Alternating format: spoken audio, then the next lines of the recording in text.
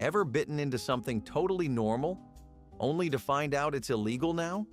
In the 1970s, dinner tables were filled with foods that today would spark outrage, health scares, or straight-up arrests. Let's rewind time and uncover banned bites that people casually enjoyed just a few decades ago. Back in the 1960s and 70s, diet sodas were all the rage. Companies were racing to deliver sugar-free drinks that actually tasted good, and one of their secret weapons was Cyclamate. Found in brands like Tab and Diet Pepsi, this artificial sweetener was 30 to 50 times sweeter than sugar, meaning just a tiny amount could make a soda taste refreshingly sweet without the calories. It was cheap too, making it a favorite for manufacturers eager to cash in on the booming diet craze. Cyclamate-sweetened drinks were practically a lifestyle. People who wanted to cut calories but still enjoy a fizzy treat stocked their fridges with them. You'd see slim cans of Diet Right or No Cal sitting next to casseroles and TV dinners, ready to be cracked open with a satisfying hiss. It was the go-to drink for weight-conscious Americans, and many swore it tasted better than the saccharin-based alternatives. But by 1969, the party was over. After studies linked cyclamate to bladder cancer in lab rats, the FDA swiftly banned it. The science was debated for years. Many argued the amounts tested were excessive, but the ban stayed. Before pasteurized eggs became the standard, raw eggs were a common ingredient in homemade recipes, especially in rich, creamy dishes like eggnog and mayonnaise. It was just how things were done. Grandma didn't think twice about cracking a fresh egg straight into the blender to whip up a batch of silky mayo or stirring raw yolks into a holiday eggnog that packed as much punch as the bourbon inside it. It was tradition, and nobody questioned it until they had to. By the late 20th century, food safety experts started raising alarms about the growing risk of salmonella contamination. Unlike today's commercially pasteurized eggs, the ones sitting in a 1970s fridge came straight from the farm, sometimes with a little extra nature still on the shell. A contaminated egg here and there wasn't enough to stop the show, until outbreaks became harder to ignore. By the 1990s, regulations tightened, and pasteurized eggs became the safer choice. Despite the risks, plenty of old-school cooks still swear by the taste and texture of raw egg mayo and eggnog. Some argue pasteurization dulls the flavor, while others simply miss the thrill of living on the edge.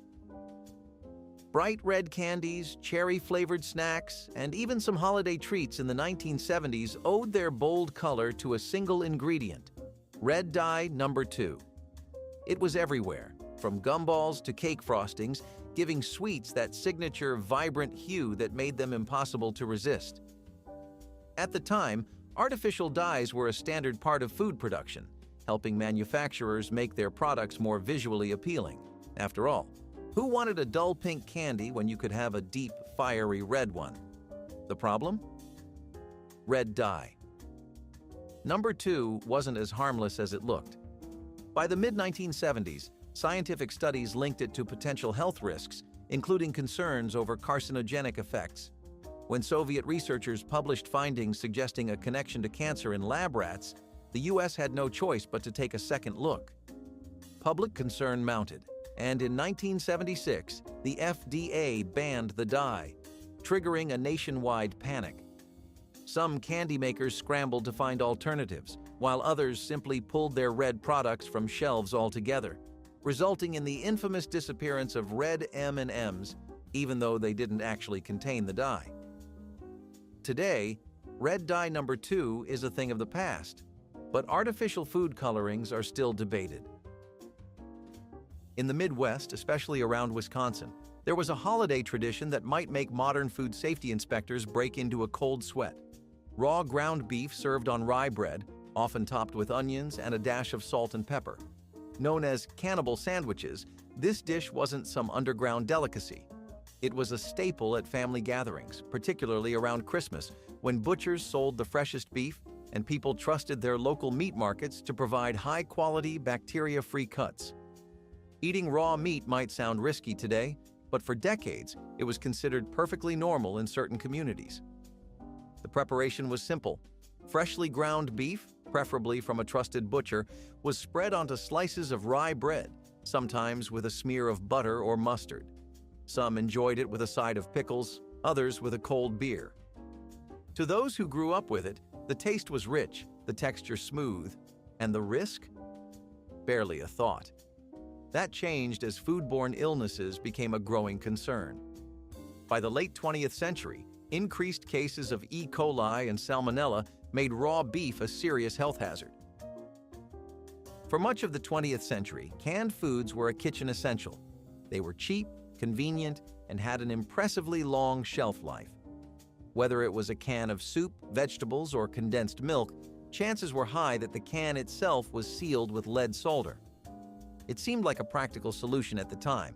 Lead was easy to work with, and it created a strong, airtight seal that kept food from spoiling.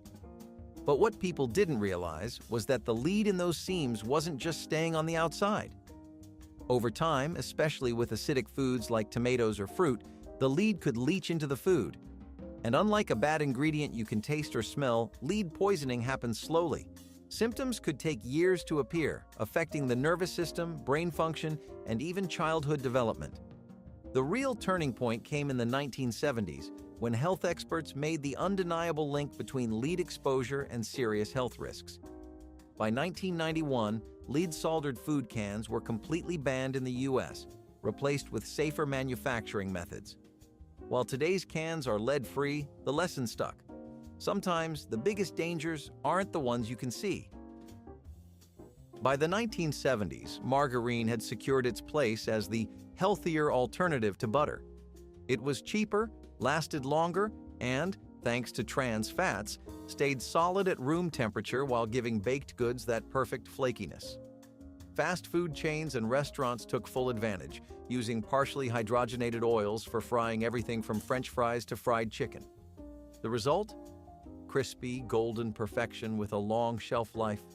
But what seemed like a miracle ingredient turned out to be a silent killer. Trans fats raised bad cholesterol, lowered good cholesterol, and increased the risk of heart disease, without people even realizing it. For decades, the food industry brushed off concerns, marketing margarine as a healthier alternative while deep fryers across America sizzled with heart-clogging oils. The science was catching up, though, and by the early 2000s, studies confirmed what researchers had suspected for years. Trans fats were among the worst fats you could consume. Regulations followed, and by 2015, the FDA officially declared trans fats unsafe. Companies scrambled to reformulate products, and today, margarine isn't what it used to be. While fried food never went out of style, the days of trans fat-loaded cooking oils are over. By the 1970s, the diet food industry was booming. With calorie counting in full swing, people were looking for ways to satisfy their sweet tooth without the guilt. Saccharin became the answer. Found in everything from diet sodas to sugar-free desserts, it was a game changer. Hundreds of times sweeter than sugar, yet with none of the calories. It didn't taste exactly like sugar, but for those determined to stay slim, it was close enough. Saccharin had actually been around since the late 1800s, but it wasn't until the mid-20th century that it took over the diet market. People stirred it into their coffee, poured it over cereal, and downed it in soft drinks like Tab. It was everywhere, until scientists started raising concerns. In the early 1970s, studies linked saccharin to bladder cancer in lab rats, setting off alarm bells. The FDA responded by mandating warning labels on products containing the sweetener, effectively scaring off a lot of consumers. Despite the controversy, saccharin never fully disappeared. Later research suggested the rat studies didn't translate directly to humans, and by 2000, the cancer warning was removed. Today, it's still around, though it competes with newer artificial sweeteners. Back then, though, it was the diet craze's best friend. Until it wasn't. In the 1970s, home canning was more than just a hobby. It was a way to stretch the grocery budget and keep the pantry stocked year-round. Families filled their shelves with jars of green beans, corn, and carrots, all preserved with time-tested methods passed down through generations. But while fruits and jams could be safely canned with a boiling water bath, Low-acid vegetables were another story. Without a pressure cooker, those innocent-looking jars could turn into ticking time bombs for botulism. For years, many home canners relied on boiling water alone, believing that if it's sealed, it was safe. Some added aspirin or vinegar, thinking it would help ward off bacteria. Others simply trusted the process. After all, their grandparents had done it. The problem? Clostridium botulinum, the bacteria behind botulism, thrives in low oxygen, low-acid environments like improperly canned vegetables. It doesn't change the taste, smell, or appearance of food, making it nearly impossible to detect until symptoms appear. As cases of botulism poisoning mounted, food safety officials began cracking down, emphasizing the need for pressure canning. Canned tuna was cheap, packed with protein, and could be turned into everything from tuna salad sandwiches to casseroles. Families relied on it for quick meals, and no one thought twice about how much they ate. Back then, there were no warning labels, no recommendations to limit consumption, just endless recipes encouraging people to make the most of their pantry supply. But there was a hidden problem. Industrial pollution had been steadily increasing mercury levels in ocean fish, and tuna, being a top predator, was absorbing more than its fair share. By 1970, reports surfaced linking mercury in tuna to potential neurological damage, particularly in pregnant women and young children. The FDA took action, setting limits on mercury levels in fish, but there was no official warning on cans. It wasn't until the early 2000s that the government issued clear guidelines advising consumers, especially expectant mothers, to limit their intake of certain tuna varieties. Despite the concerns, canned tuna never disappeared from store shelves. It's still a go-to meal for millions, but with a little more caution attached. In the 1970s, grabbing a snack off the grocery shelf was simple. No long ingredient lists, no allergy warnings, just food in a package. If a product contained peanuts, dairy, or wheat, it was up to the consumer to figure it out. Those with food allergies had to play detective, carefully reading labels, if they even listed all the ingredients. There were no bold warnings, no may contain statements, and certainly no standardized regulations to prevent cross-contamination. Food manufacturers weren't trying to be careless. The awareness just wasn't there. While allergies existed, they weren't as widely recognized as they are today. A peanut butter factory might also process cookies, but there was no obligation to disclose that. For those with severe allergies, eating processed food could be a game of Russian roulette. One mislabeled snack, and a hospital trip wasn't out of the question. The turning point came in the late 1990s and early 2000s when food allergy cases became more widely studied, and advocacy groups pushed for better labeling. In 2004, the Food Allergen Labeling and Consumer Protection Act was passed, requiring clear identification of the top 8 allergens. A crisp autumn day in the 1970s wasn't complete without a trip to the local farm stand. Fresh apples, homemade pies, and of course, a jug of unpasteurized apple cider, cloudy, rich, and straight from the press. It was a seasonal tradition, the kind of drink you poured into a glass and sipped cold, or warmed up on the stove with a cinnamon stick. No labels, no expiration dates, just fresh-pressed fruit in its purest form.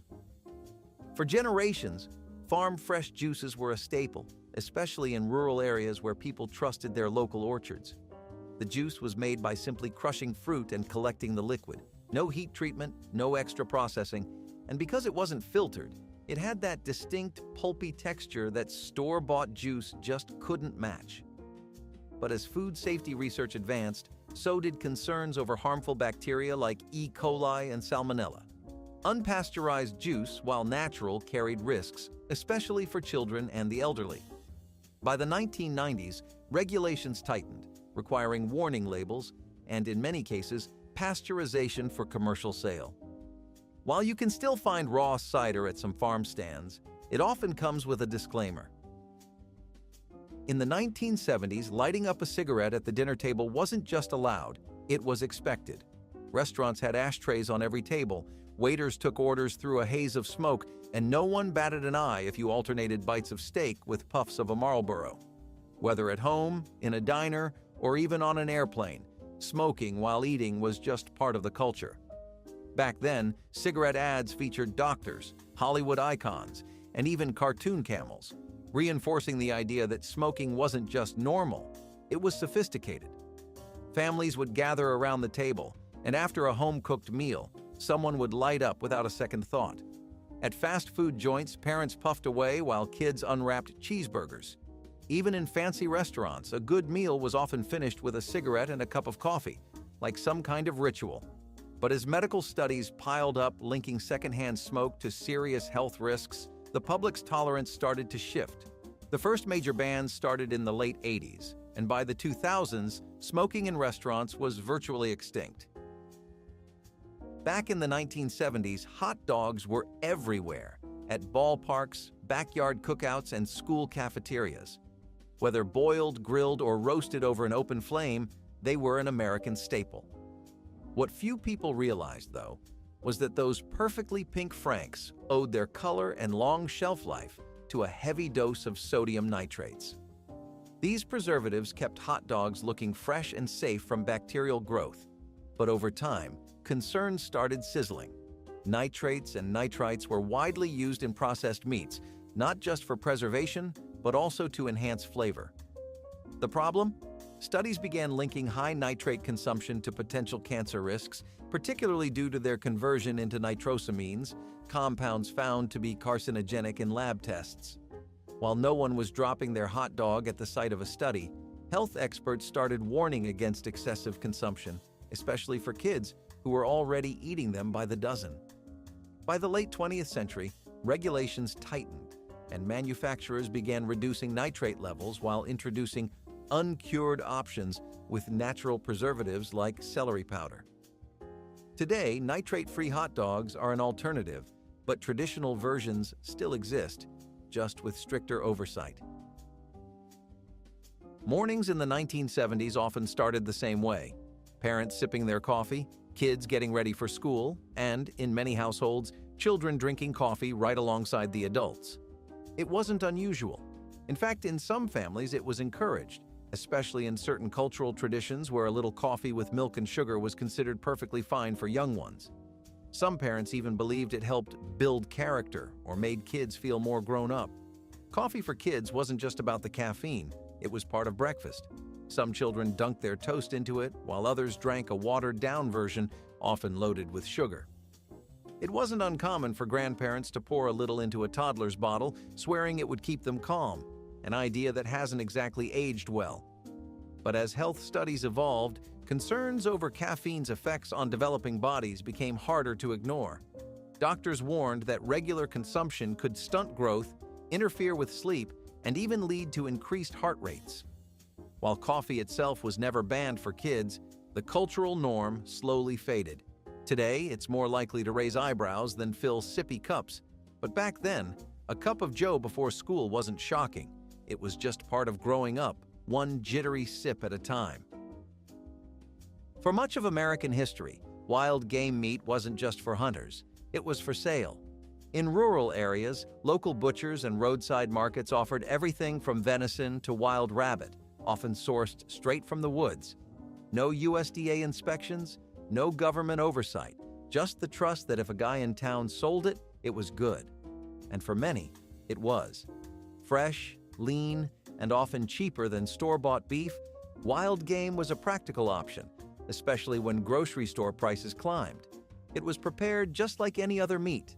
Venison roasts, rabbit stews, fried squirrel, whatever was available, people knew how to cook it. Some families had a deep knowledge of butchering and preserving, passed down for generations. But the problem wasn't always in how it was cooked, it was what might be lurking in the meat before it ever hit the pan. With no inspections, there was no way to guarantee wild game was free from disease, parasites, or contamination. By the late 20th century, regulations cracked down, requiring all commercially sold meat to go through USDA inspection. While personal hunting remains legal, selling wild game without certification is now largely banned. Holiday parties in the 1970s weren't complete without a giant bowl of homemade eggnog, rich, creamy, and laced with enough booze to keep the festivities going. It was made the old-fashioned way with fresh eggs, heavy cream, sugar, and a generous pour of rum, brandy, or whiskey. And once mixed, it often sat out for hours, left at room temperature for guests to ladle into their cups all evening long. Refrigeration? That was for leftovers. Eggnog had been made this way for centuries, with the belief that alcohol would kill off any harmful bacteria lurking in the raw eggs. And for the most part, people drank it without issue. Families swore by their own special recipes, passing them down like treasured heirlooms. The longer it sat, the better the flavors blended, or at least that was the logic. But as food safety research advanced, experts started warning that alcohol wasn't the magic disinfectant people thought it was. Raw eggs carried the risk of salmonella, and dairy left out too long could turn an indulgent holiday treat into a fast track to food poisoning. By the late 20th century, pasteurized eggs became the safer choice, and most modern eggnog recipes required refrigeration. In the 1970s, grabbing a cold soda meant reaching for a thick glass bottle with bold, colorful branding baked right onto the surface. Those logos and labels weren't just stickers. They were printed directly onto the glass using bright, long-lasting enamel paints. The problem was, many of those paints contained lead, and every sip from the bottle meant a potential exposure to toxic heavy metals. Lead-based paints had been used for decades because they were durable, resisted fading, and made the logos pop. No one thought twice about it. You'd twist off the cap, take a swig, and maybe even collect the empty bottles for a few cents at the local store. Kids played with them, stacked them up, or even used them for makeshift science experiments.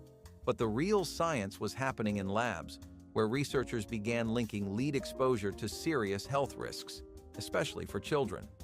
By the late 20th century, regulations started phasing out lead in household products, including paint, gasoline, and eventually soda bottles. By the early 1990s, U.S. manufacturers had moved to safer alternatives. Today, soda branding is mostly done with paper or plastic labels, but for those who remember the old glass bottles, they were a piece of pop culture, with a little extra toxicity on the side. For much of American history, brewing beer at home was a tradition as old as the country itself. Families crafted their own recipes, adjusting flavors to their liking. But by the early 20th century, Prohibition changed everything. Even after it was repealed in 1933, one strange law remained. While making wine at home was legal, brewing beer was not. That didn't stop people, though. By the 1970s, home brewing was a quiet but thriving underground hobby. People who wanted fresh, custom-made beer often turned to home brewing kits, handed-down recipes, or straight-up improvisation. Fermenting was done in basements, garages, or wherever a bubbling carboy could be tucked away. It wasn't just about cost savings, it was about control. Store-bought beer in the 70s was mostly light, mass-produced lagers. If you wanted something with real character, you had to make it yourself. Legally speaking, though, that homemade brew was contraband. The law didn't exactly make sense, and by the late 1970s, it finally changed. In 1978, President Jimmy Carter signed a bill legalizing home brewing for personal use. That small change set the stage for the craft beer revolution that exploded decades later. Grocery shopping in the 1970s came with a little more mystery than most people realized, especially at the butcher counter. While shoppers expected to get ground beef, hot dogs, or sausage, what they didn't always know was that those meats often contained organ meats like heart, liver, or tongue, blended right in without any clear labeling. It wasn't considered deceptive, it was just how things were done.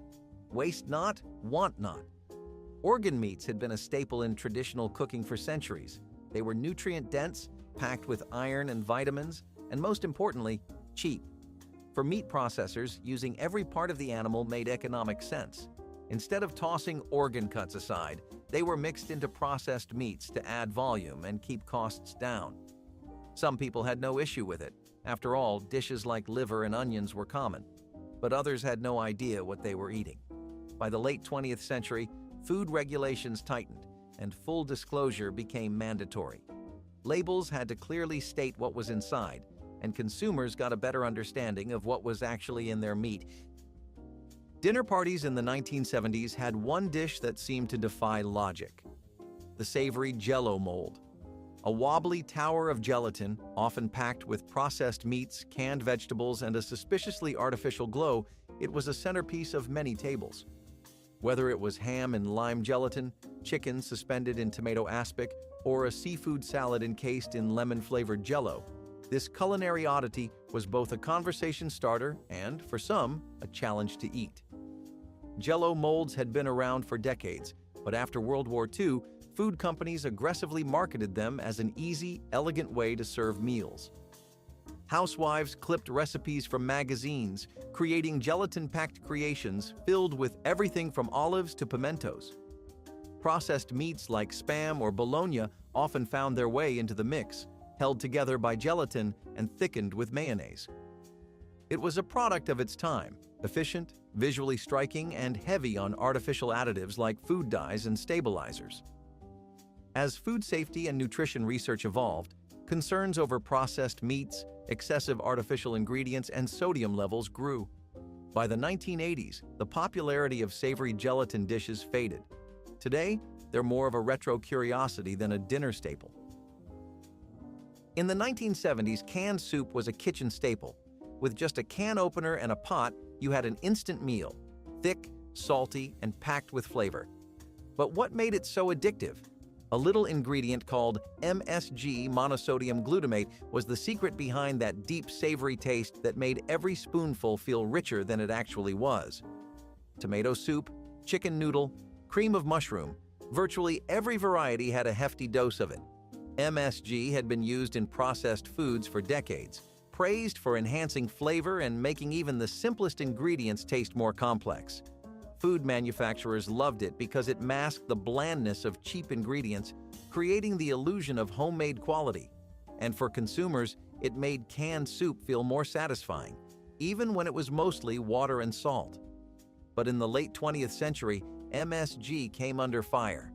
Reports of headaches, nausea, and a mysterious collection of symptoms dubbed Chinese restaurant syndrome led to widespread concern. While scientific studies later found no definitive link between MSG and health issues for most people, the damage was done. By the 1990s, food companies started reducing MSG levels and slapping "No MSG" labels on their products. In the 1970s, plastic was the future. It was lightweight, shatterproof, and perfect for everything from food storage to baby bottles. Parents heated up formula in plastic bottles without a second thought, and leftovers were stored in sturdy, reusable containers. What no one realized was that many of these plastics contained BPA, bisphenol A, a chemical that would later become one of the most controversial additives in food packaging history. BPA was used to make plastic stronger and more durable, and it did its job well. The problem? It didn't just stay in the plastic. When exposed to heat, like in a microwave, dishwasher, or even just warm baby formula, it could leach into food and drinks. By the late 20th century, scientists started studying its effects, linking it to potential hormonal disruptions and developmental issues in children. The public backlash came fast. By the 2000s, consumer pressure pushed many companies to phase out BPA in baby products, and in 2012, the FDA banned it from baby bottles and sippy cups.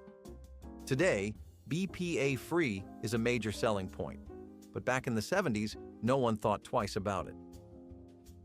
For much of the 20th century, liver and onions wasn't just a meal, it was practically a dietary requirement.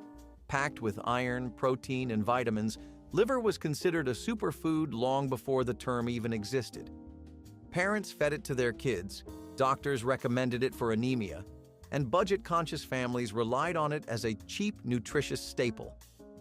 In some households, it showed up on the dinner table multiple times a week, fried up with onions and served alongside mashed potatoes or rice. The preparation was simple. Soak the liver in milk to mellow out the strong metallic taste, dredge it in flour, and fry it in a sizzling pan. The onions helped mask the intense flavor, but for many kids, no amount of onions could make it more appealing. Complaints were met with the usual response: it's good for you. But as nutrition science advanced, concerns grew over excessive vitamin A intake, especially from beef liver.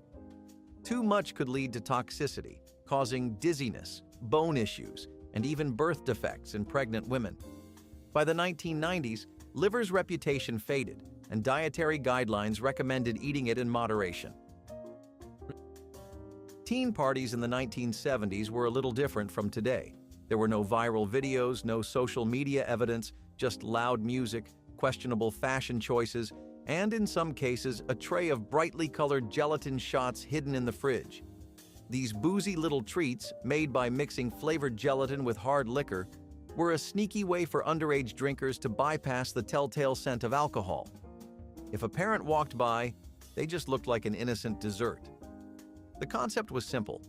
Boil water, stir in a packet of gelatin, and instead of cold water, add vodka, rum, or whatever was on hand. Pour it into small cups, let it set, and within a few hours, the party had a new centerpiece. The appeal? They were easy to make, easy to eat, and for inexperienced drinkers, easy to underestimate.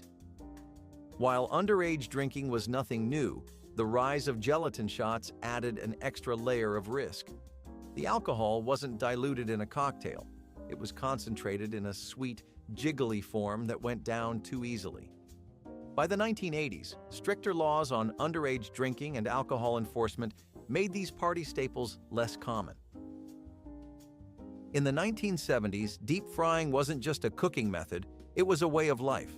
Fried chicken, onion rings, French fries. If it could be battered, it was dropped into a pot of sizzling oil. And that oil? It wasn't changed nearly as often as you'd think.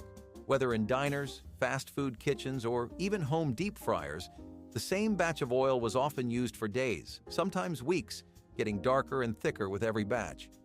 Reusing oil wasn't just about saving money, it was considered part of the flavor. Each round of frying added something extra, building up that unmistakable, seasoned taste. Some cooks swore by it, claiming that fresh oil just didn't have the same depth. If the fryer got too low, they simply topped it off with new oil and kept going. But over time, health concerns started bubbling up. Studies showed that repeatedly heating oil at high temperatures could break it down, creating harmful compounds linked to heart disease and even cancer. Old oil could also harbor rancid fats and trans fats, both of which became dietary villains in the late 20th century. Pork cassoulet was what you went for as far as everyday meals go if you wanted to work some pork into the weekly diet. Pork cassoulet featured pork shoulders, or sausages in particular, and some of the typical ingredients you're used to seeing with savory dishes. Tomatoes, onions, garlic, all your usual suspects. Except this time it uses white beans like Great Northern beans. The reason you ended a crock pot, particularly for this, is that it is a stew, and the pork needs to be browned. Now you can include breadcrumbs for a crunch on top, but it kind of messes with the stew-centric vibe, so people used to leave them out. As far as the flavor goes, this is all savory, and it does not hide that fact from you at all. The slow cooking really lets everything combine into one massive profile that feels like it's made up of many different flavors, instead of a lot of tastes fighting for which one gets to stand out the most. When this was popular, pork was leagues more affordable than it is today, and the fact that you could either make this into a stew or a casserole meant that a lot of families found a lot of use for it. It fit the tastes of almost every prolific area in the country, like California, the Pacific, or the South, and it did great at keeping everyone full. Super elastic bubble plastic was the stuff of legends, a whimsical toy that allowed children to create their own colorful, air-filled bubbles. Yet, beneath its vibrant allure lay hidden risks. The chemical composition of the plastic and the inhalation required to blow the bubbles raised health concerns, highlighting the complex balance between innovative play and safety. While captivating in its simplicity and creativity, Super Elastic Bubble Plastic's journey underscores the ongoing dialogue about the materials and methods used in toys, a conversation that continues to shape the landscape of play. Speaking of traditions, one long-held custom in upper society and luxury cuisine was Beluga Caviar, as you may have heard. The USA had an infamously high appetite for it, consuming around 60% of the world's caviar. But that meant that, like sharks, beluga sturgeons were not safe in their own waters. The U.S. Fish and Wildlife Service had to ban the buying or selling of any beluga products, as the fish today faces a serious threat of extinction because of overfishing. It might be tasty, but there's certainly no need to fish enough of them to wipe their entire gene pool clean. At least we think that's the sane take. Caviar is still one of the most widely consumed luxury cuisines in America, but beluga caviar has been effectively banned from mass production. Who knows? Maybe one day the rest of the caviar varieties may suffer the same fate. We are still continuing the Meat Express because next on the list is Salisbury Steak. Dietitian James Salisbury invented the steaks to help out with increased digestive issues and illnesses that were spreading rapidly in the U.S. The now dinner staple, Salisbury steak, involved a hamburger patty and was mostly known to be a steak with high-quality beef and gravies. The healthy aspect was ensured by keeping the gravies homemade and the beef clean. The Salisbury steak started losing customers as illnesses started to decrease in the populace. As a result, lots of restaurants stopped serving it regularly. However, now it is returning. Whether that is due to digestive issues coming back with it or a growing love for the vintage, you can find this at American Steak much more commonly now. So you know how America and pulled pork go together like jam on toast, right? After all, it's something you can feed a whole crowd and have them feeling full and satisfied. It's a showstopper, but you can make a lot of easy things with it. Most dishes you can make and serve will have people asking you what your recipe is, but that's just how easy pulled pork is to work with. So, when I say this next sentence, hear it with an open mind. How do you feel about cherry cola pulled pork? Yeah, slow-cooked, barbecue-y, savory pulled pork left to simmer in a pool of cherry cola, barbecue sauce, and other seasonings. The first time I heard of this dish, I struggled just to imagine all of those flavors in one bite. Like, barbecue sauce is a dip, pulled pork is a main dish, and cherry cola is a drink. You're used to having all that separately, right? Despite that, since it was all made from things that were so readily available in most homes, and since it was right up the alley of home chefs in their slow-cooking era, it took off in a major way. Especially in the South, where everything involved in this dish is something people were already having on a daily basis. Barbie Rollerblade, a toy that sparkled with the promise of fun, took a sharp turn towards safety concerns in 1992. These dolls, equipped with rollerblades that emitted real sparks, captured the imagination of many until the potential fire hazard they posed came to light. The recall of Barbie Rollerblade skates underscored the complexities of integrating dynamic features into toys and the paramount importance of thorough safety testing. This incident not only highlighted the challenges of innovation in toy design, but also reinforced the enduring commitment to safeguarding the joy and well-being of children. Another delicacy that is native to West Africa is Ackee Fruit, which in Jamaica is a widely consumed treat and is even their national fruit, but in America is currently banned by the FDA. This is all because Ackee fruit, as tasty and soft as it can be, contains hypoglycin, which is a toxin that can cause an allergic reaction you really would not see coming.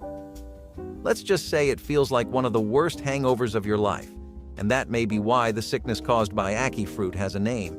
In the world of medicine, it is lovingly referred to as Jamaican vomiting sickness, but do not let pretenses fool you.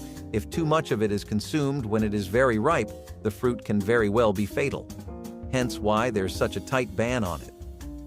Another dish just as beloved as the last is sweet and sour pork. This Cantonese dish found its way into the hearts and bellies of Americans with ease in the 19th century. We have early Chinese migrants to thank for the introduction of sweet and sour pork. In America, it is a lot different than the traditional version. You would get small cubed pork alongside diced bell pepper and rice, and a lot of ketchup. This is the version that made its home in the kitchens of Americans everywhere. It exploded in popularity as a guaranteed item on the menu of mom-and-pop joints. Much like other foods on this list, sweet and sour pork faced a hiccup when it temporarily disappeared from restaurants due to the introduction of newer, fancier variations of pork. The demand for this classic dish never went down, and eventually, restaurants were inclined to bring it back. If we take a look at how porcupine meatballs made their claim to fame, then the answer is pretty easy, my friend. You take canned food, a sauce that gets simplified for everyday use, and budget-friendly, high-quality meatballs, and you have an easy winner in the eyes of the people.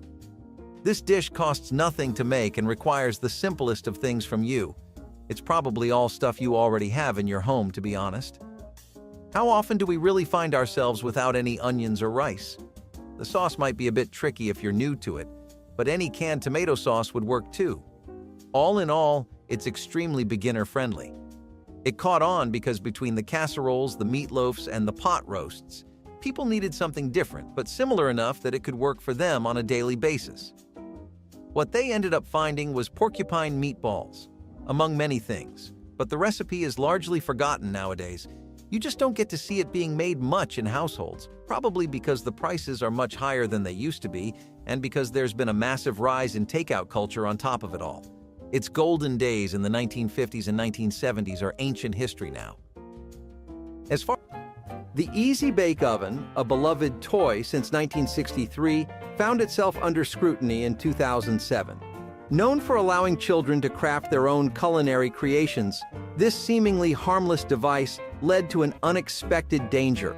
Reports of children getting their fingers stuck, with some cases resulting in burns severe enough to necessitate surgery, prompted a massive recall of approximately 1 million units. This incident served as a stark reminder of the evolving understanding of toy safety, leading to a redesigned Easy Bake Oven that prioritized accessibility and safety, ensuring that future chefs could bake without fear. Casu Marzu, luckily, was not an animal species that was almost wiped out, but a vintage Italian cheese that involved sheep's milk, which was heated and then curdled for 3 weeks. Now this gave it one hell of a flavor and a sensation that other cheese just could not hold a candle to, but the process was beyond icky. Within 3 weeks of curdling, flies would be drawn to the milk and they would bombard it with their eggs, naturally turning into maggots. The maggots would then eat the milk, which had rotted a fair bit by now, and then let out some kind of substance that gave Casu Marzu its fame. For a lot of people, this might be too much, and that's definitely a fair hill to die on. Luckily, the government is one of those groups, and it banned this cheese for not meeting health standards. Remember Hormel? Connoisseurs of canned cuisine? They brought corned beef hash to the States in around the 1970s. This hearty breakfast dish has survived the tests of time as it would be discontinued then brought back almost instantaneously, until the beef hash found a permanent place in American cuisine. The food has ties to WW2, as it was a lot more popular back then to eat canned options or packaged food. Beef hash was particularly well-liked because meat was hard to come by at the time. Fresh meat in particular was always rationed immediately. This made Hormel products a must-buy for people back in the day. While hash has been around in America for even longer, it became really popular in the 40s. Though in the post-war era, it did fall off in popularity, urging the company to discontinue the product. Beef hash made a comeback in the 70s when inflation hit, as people were looking for cheaper alternatives. Since then, this dish has slowly been making a return to many restaurants these days, especially as a cheap takeout option. Plus, this was a dish that really got the crowd singing, and that's always one you want to keep on your roster. This dish actually got popular for exactly the reasons you would think. Yes, landing your man through a happy stomach is a good way to get married by fall season. Land your man, baked beans suddenly are a tried and tested method. I mean, you don't get a moniker like that for nothing, right? These typically get served as a topping for bratwurst or hot dogs, or served as a side for a main event that lies more on the barbecue side. The beans are made with ground beef, onions, and bell peppers, so they definitely are the perfect side to any kind of savory or tangy experience. One of the best sauces to use was Texas Pete sauce, but any kind of Tabasco works. If you have hardwood smoked bacon, though, that's definitely what cookbooks recommend, along with Taco Bell seasoning. As far as beans, any kind of canned beans work, but if you're looking for a specific recommendation that really encapsulates that mid-1900s flavor profile, then you should go for Bush's original baked beans. Either way, you're in for a great time with these. Try making them for a special someone on a romantic evening, and maybe you might get lucky in other ways too. If you do hear wedding bells because of this dish, know you did a great job.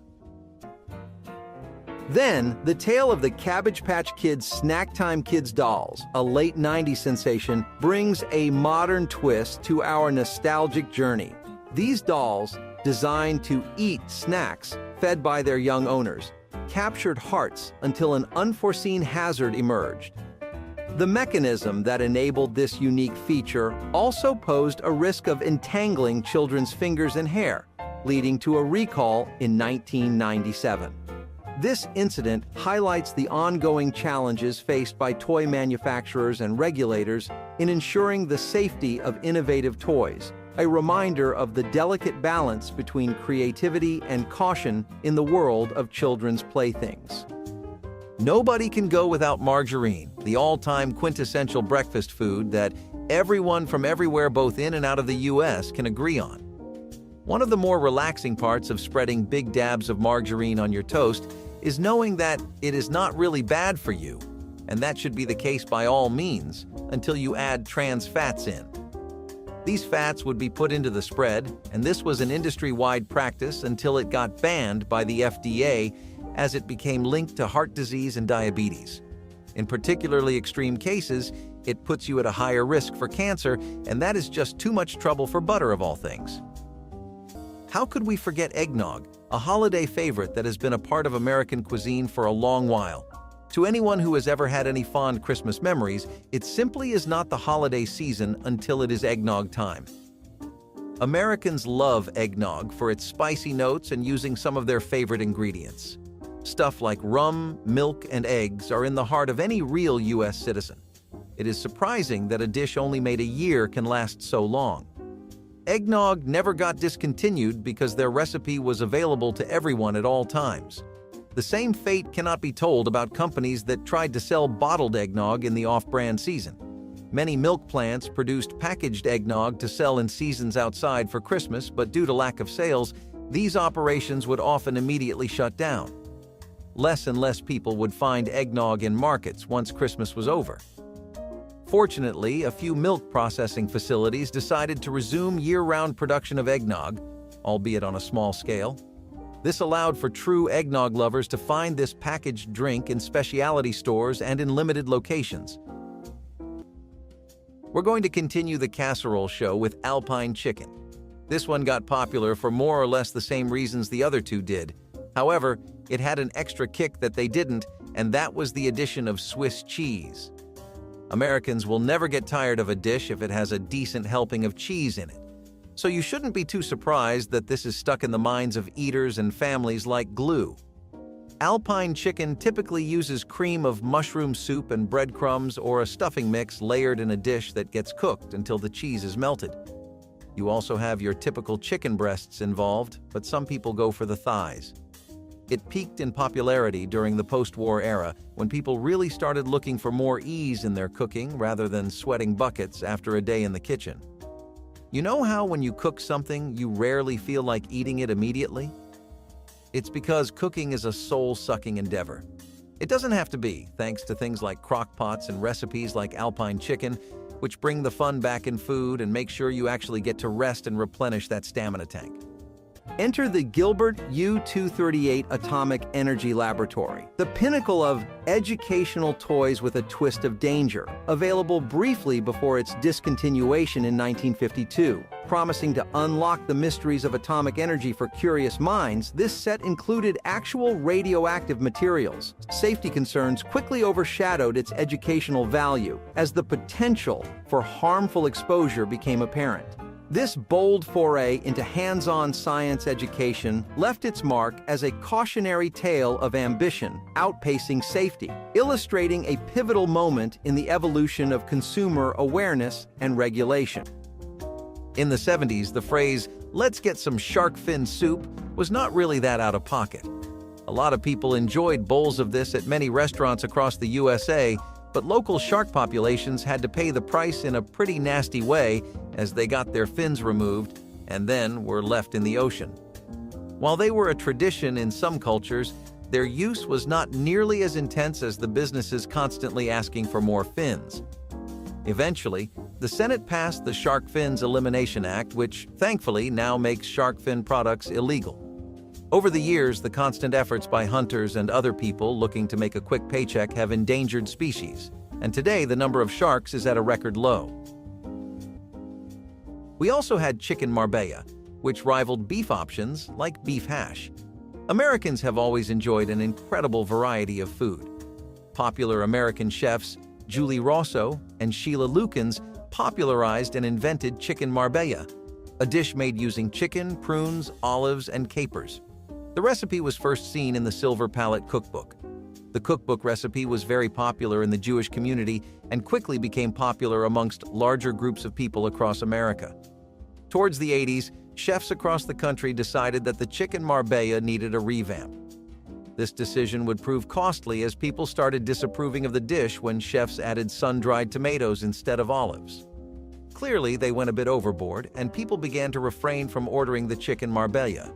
In a frenzy, dinner joints had to remove the chicken marbella from the menu until they could go back to the original recipe. Since then, restaurants have stuck to the OG flavor more keenly. As far as everyday meals go, it gets pretty hard to outdo Candied Carrots if you're a middle-class home in the mid-1900s. As I'm sure many of you can relate to today as well, the little goblin in your brain that demands a sugar rush every other day for comfort is something humans throughout time have experienced. How did they get their fix? Well, you couldn't just get a caramel mocha frap from Starbucks like today, but you could take some carrots, boil them, and coat them in a glaze that was made from honey, maple syrup, brown sugar, and butter.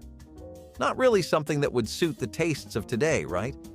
But don't knock it until you try it, because it actually did really well. Candied food was this entire niche genre of cooking back then that got popular. The whole glaze aspect was something people loved applying to every dish to see what sticks. These were a side dish that also worked for kids, so they got a lot of mileage out of family gatherings and dinner parties. But even besides that, it's still a great way to work some carrots into your diet. As far as the taste goes, they definitely hit home.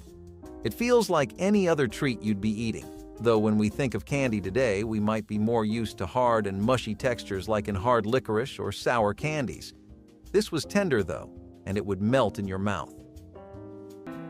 The saga of lawn darts, or jarts, as they were colloquially known, is a somber chapter in toy history. Introduced in the 1960s, these metal-tipped darts, intended for outdoor play, soon revealed a darker side. After causing numerous injuries and tragically fatalities, lawn darts were banned in 1988 in the United States. This ban served as a watershed moment in toy safety, illustrating the critical need for oversight and regulation in children's playthings. The story of lawn darts remains a powerful reminder of the responsibilities manufacturers and regulators bear in ensuring the well-being of young enthusiasts. Jell-o gelatin is a pretty tasty treat for an even better price for those who remember it. But did you know how many artificial sweeteners and harmful dyes were loaded in this one? If the past few names on the list were bad to you, then this might cause you to stop and think for a bit. A lot of additional stuff used in the gelatin, especially lots of food dyes for its various different flavors, were pretty harmful and caused skin issues as well as bloating, stomach discomfort, and nausea. With the way people consumed them, these otherwise lighter symptoms spiraled out to the point where long-term, people's immune systems were going down the drain. This made them vulnerable to a lot more than just one specific type of health nightmare. Luckily, there was a push for gelatin products with no food dyes in the market, and brands like Kroger responded with new lines of Jell-o without all the worrisome fake stuff. Chicken roulade came to the United States through a French cookbook called Le Cuisinier Gascon. This book has the earliest traceable recipe of the iconic chicken roulade. Yet another poultry dish, the chicken roulade is made using chicken breasts that are stuffed with various fillings like spinach, cheese, or ham. The chicken is then baked until it is ready to eat. Chicken roulade was a famous entree at restaurants back in the day until chefs started to come up with newer and improved chicken main courses. This caused traditional recipes like chicken roulade to get sidelined and eventually discontinued. It experienced a comeback in 2005 when many cooking blogs rediscovered the traditional French dish. This caused several French restaurants across the states to bring this classic food back. Despite what you might think about chicken cacciatore, it's actually not hard at all. This was renowned as a one-pot meal, basically, the kind of thing you only need to pay minimal attention to. Italian-American cuisine is yet again the star of the show this time. And the interest in food like this was something America really only went through during the post-war period and towards the 70s and 80s. There was this growing national interest in foreign cuisines from the world over. I'm talking the deepest reaches of Mexico and Spain to Italian classics like this one, which you'd normally never even think to fight in an American home. However, dishes like these work so well with the average American's palate that it's a wonder you don't see them. Chicken pieces that get browned and simmered with tomatoes, bell peppers, garlic, and sometimes even wine. Slow cooked until you get a rich, thick sauce and chicken that needs barely any seasoning because it's already oozing with flavor. Simple ingredients, a no-fuss cooking method, and a taste that works for every chicken fan. It's not hard to see how this dish got to where it is, and now, chicken cacciatore is something you regularly find at almost any meat-based restaurant. Way to come from humble beginnings, right? The Battlestar Galactica Colonial Viper missile toy, a marvel of the late 70s, brought the excitement of space battles to Earth. However, the small missile parts, designed to launch from the toy, became a source of grave concern following a choking incident that tragically ended in a child's death. This event in 1978 led to a swift recall and served as a critical lesson in the design and safety of toys with small detachable parts. It underscored the importance of foreseeing potential risks in toy design, ultimately influencing stricter safety standards and practices in the toy industry, ensuring that the imagination's flight does not come at the cost of safety. Sassafras trees are deeply cherished cultural items because of their solace in the symbolism of many cultures, as well as the infamous Sassafras Tea that we keep hearing people raving about. A cup of this in the 70s was all you needed to fix your soul and wipe away the exhaustion of last week. However, the tree and tea itself may not be so healthy. The tea at least contains a carcinogen called safrole, which is found in large amounts in the tea, thereby making it pretty unsafe as well as a bad idea if you have any pre-existing breathing problems. Besides, some studies found that the root bark of the tree and the oil it secretes can be linked to cancer or liver damage. Maybe we should reevaluate how healthy this piece of foliage is? Chicken croquettes were the heart and soul of road-stop diners everywhere. You could always stop in any state for these breaded and fried chicken patties and they'd be served. Croquettes took off especially around the 1920s